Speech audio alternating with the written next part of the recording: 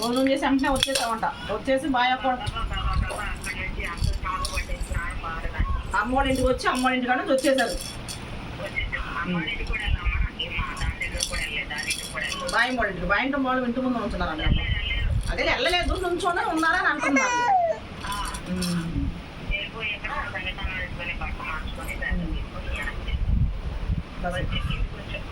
అదే అందుకనే అమ్మ ఏం చేస్తున్నావు మిగతా మ్యాటర్ తర్వాత మాట్లాడుకుందాం, పిల్లలు ఉన్నారు వెళ్ళారంటే ఈ లోపల గబ్బురుగా అనుకున్నారంటే బియ్యం అడుగుతున్నానమ్మా అన్నావు కాబట్టి సరే ఉంటానమ్మా అన్న.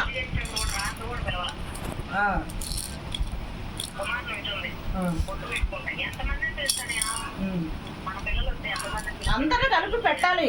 ఇప్పుడు మన అనుకుని అందరం కలుపుకొని ఉండండి. మా ఊళ్ళు రాలేదని నుంచో పెట్టాలి.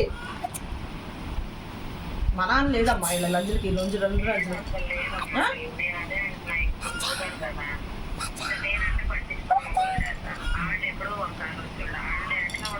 అసలు కాదమ్మా. మరి దినానికి కూడా ఎంజాయ్ చేసింది అమ్మ, నన్ను దినానికి కూడా సేమ్ ఎంజాయ్ చేసింది.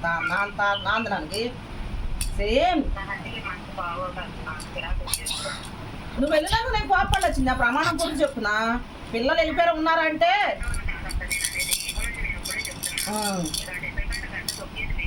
ఇక అట్ట అనమాట కాదు, ఇక అట్ట అనమాటలు. ఇప్పుడు కాసుగారి పెళ్ళికి వెళ్ళాలి. సర్లే ఫోన్ అవన్నీ అందులో కలిసినా నేను వద్దులు వద్దు. నీ మనసు బాధ వేసింది. అక్కడ విషయాలన్నీ నాకు వెంటనే ఇన్ఫర్మేషన్ ఇచ్చిందమ్మ మా అత్తగారు. మా ఆడపడికి ఫోన్ చేసింది.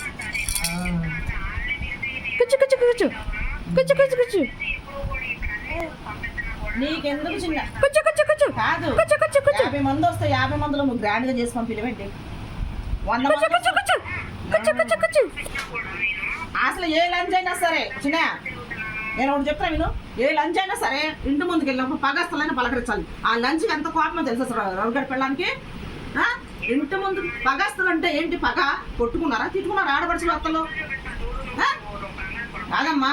ఇప్పుడు నీ గుమ్మ ముందుకు వెళ్తున్నా సునీత ఏ రైట్ ఏదో అయిపోయింది ఆ రోజు. ఏదో నేనేదో పలకలేదని సిరాగపడ్డారా అమ్మ ఇట్రా, అత్తయ్య ఇట్రా, ఏదో చిన్నది ఇట్రా, పెద్దది ఇట్రా, ఇటు కూర్చోండి.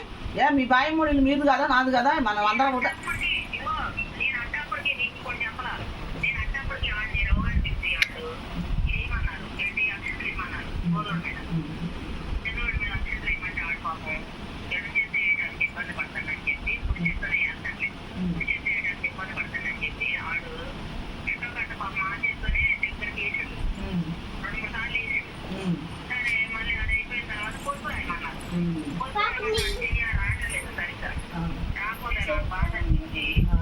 అంటే వాళ్ళ బాధ చూసేది. బాధ అనకూడదు మాడికి కూడాను, రామరామ్ అనకూడదు ఎవరికి.